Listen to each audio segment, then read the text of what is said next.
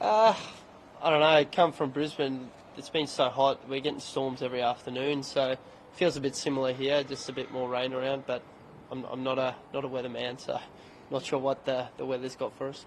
How's Nathan settled in the team, mate? Yeah, it's been great to have him. Really excited for him, and yeah, can't wait for him to obviously get his baggy green and then get out there and get in the contest. But yeah, very excited for him. You've batted mostly at 3. How do you think he'll go at the top of the order? I think he's going to go very well. I think if you look at his game and how he plays, he's obviously a very good lever of the ball, and I mean he'd be one of the best batters in the start of the Shield season. Him and Alex Carey and probably Josh Inglis have been the 3 outstanding players, and to see all 3 of those guys in the squad is no surprise. Someone, I think it was Alex Carey, described him as a Marnus Labuschagne. Is that a fair? We spent a fair bit of time together during that COVID year, and and I actually first met Nathan when he was 11. He was doing trials at Brisbane State High, and I just finished year 12, and I was helping them select some young kids, and I actually went out and said, mate, you need to get this guy, and we didn't. He ended up going to Nudgee College, but yeah, so we've got a long history, and he's fantastic player. I'm very excited for him. Alex said he speaks a bit less than Phil, Look, there's probably a fair few people that speak less than me, especially now that Davey's not in the side. I think I'm a bit more of a lone wolf. You were a player, Marnus, who, when you came into the Test team, your game sort of went to another level. Do you think he can do the same? Like, he's had a decent Shield career so far, but do you think he can, improve his game at Test level? I certainly think so. I mean, his record in Shield cricket is pretty good. I mean, the conditions in Shield cricket have certainly changed over the last sort of 5-6 years. And I think when I first played for Australia, I averaged 30. So he's significantly better than that. So I think he's really ready for this opportunity, and I think he's ready for the challenge. And I really like about his game is you need to bowl a really good ball to dismiss him. At the moment, he's really process-driven. He understands his game well, and he knows what makes him a very effective and good player. So, Marnus, you mentioned leaving the ball before. Like, I guess making guys the quality of Wilmer Siraj come to you, like, how important is that going to be for the top order guys this year? Yeah, it's going to be important for all of us. I think the way we play when we're at our best, we're playing the long game. We understand that, getting them back for their second and third spells, putting them under pressure, and letting them come to us, and us putting pressure back on them through overs in the field and time in the game, especially over a 5-test series. That's really important, because as you get into the 3rd, 4th, 5th test, if they're trying to play the same team and those bowlers are rolling into, 100, 150, 200 overs by the 3rd test, it's going to make a big difference in the series. Travis mentioned something about, a bit more of a renewed emphasis on partnerships. There's been sort of a few test matches Australia's won the last little while where there's been like one individual great batting performance. So can you talk a bit about that? Obviously that was a strength a couple of years ago. Sorry, Marnus, can you just not look at those journos off to the side, because we're losing your face? Can you just keep looking down between the cameras? Yeah. That's right. We're losing you. These guys, we're losing them when you turn to these guys with their phones. We need you looking down the cameras. All good, mate. Straight between us, if that's easy. Yeah, gotcha. That'd be great. What was your question again? A bit more or a re-emphasis on the importance of partnerships. You've had a few test match wins in the last little while where maybe there's one great innings rather than sort of building those partnerships. Yeah, I think the partnerships part is a really big part. I think in the last few years, in the last year or so, we've probably not put those together. We've relied on some brilliant performances from all the batting order, but I think just getting back to that and knowing each other's strengths and weaknesses, and knowing how we can help each other out there to stay engaged and start building that partnership, I think that's the main part that we need to continue to work together with. And can you just talk through that? Obviously there was the one day here in Perth last week on this surface, just the decision to stay at home and I guess have red ball prep rather than play that game? Look, that was just a decision that was made for the test team to not let them travel up and then travel back home and then travel, 4 trips to Perth. So I think that was just to get ready for a really big series. I think making sure guys are ready and getting that transfer over into red ball, making sure everyone's fresh for a really big summer is going to be vital come that 4th, 5th test. So it may look a little bit strange, when you're looking at it from to play the first test, but we're looking at the whole series, and I think that's where Cricket Australia have got their eyes on. We're here to win the series, and, the first game everyone might be fresh and it might be fine, but when you get to the 2nd, 3rd, 4th, in such a big series, that's where the impact's going to be had. What have you made of India's top order, Marnus, particularly how they went against New Zealand? Yeah, I mean, it's really hard to judge. They played on completely different conditions, spinning conditions. But, I mean, having India come here off the back of a loss at home is something that's never happened before. So I think that's a good thing in terms of they're probably a little bit lower on confidence, not coming off a test victory, losing to New Zealand 3-0. I think that's going to do a little bit of damage to their confidence. But at the end of the day, they're a quality lineup and they're one of the best teams in the world. So, you can never underestimate a team like that. And you kind of were, given what happened in 2021, they've already kind of got a couple of injuries with Rogan, sorry, not injury, but missing players with Rogan, and maybe Shulman and Finger was kind of worried that those other guys are decent as well. Well, exactly. I think that's what happened in 2021. I think the likes of Natarajan played. Siraj got his first sort of crack in Australia. Washington Sundar played. And they had all these guys that were probably a little bit new. Shubman played that last couple of games. So there was new faces around. But, they're a quality lineup and they've shown that over a period of time. So you can't ever underestimate the depth of Indian cricket. So anyone that's gets the opportunity to play for India have had to do a lot of hard work and find their way into that side because, I don't know how many million people are in India, but to actually play for a team like that, you have to be a very good player. How important will it be not only for your confidence, but, to keep the Indians a little bit, rattled to get that first win here? Winning the first game of any series is important, so to have India rattled or not rattled, I don't think that's really the right question. The right question is we just want to start this series on the right foot and play good cricket, and hopefully that then has a great flow-on effect to the rest of the series. Marnus, you finished that New Zealand test with a big score after relatively quiet summer last summer by your standards. But that's quite a long time ago now.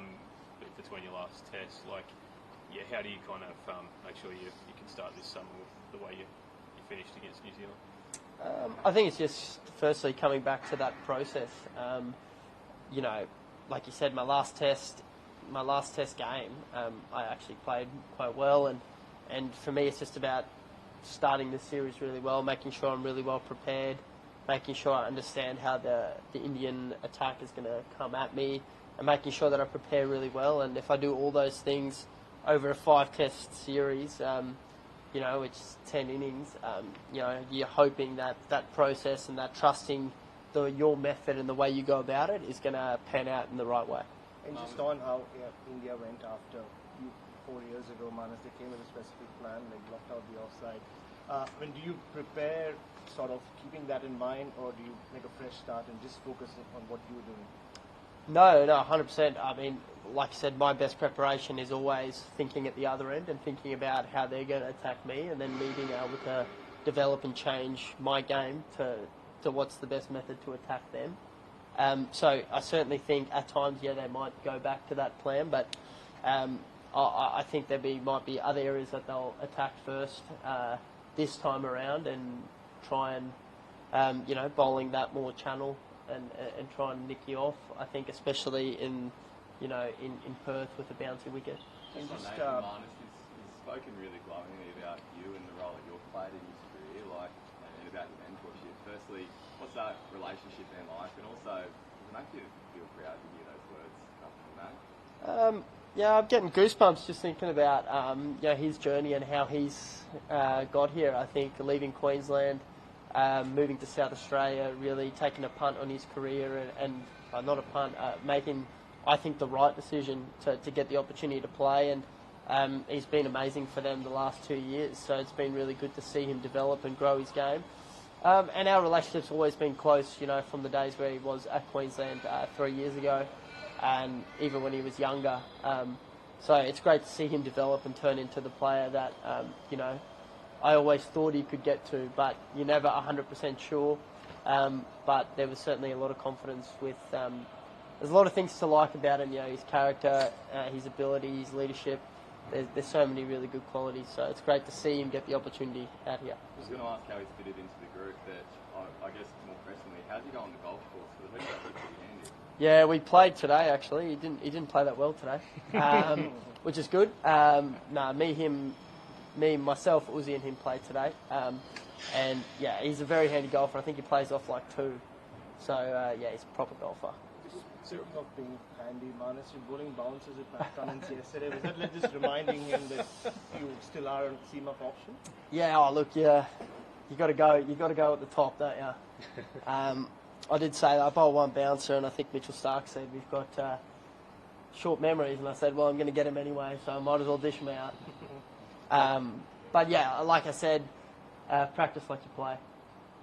Just that, Marnus, just that, I guess, relatively thin patch that you did have a year or so ago.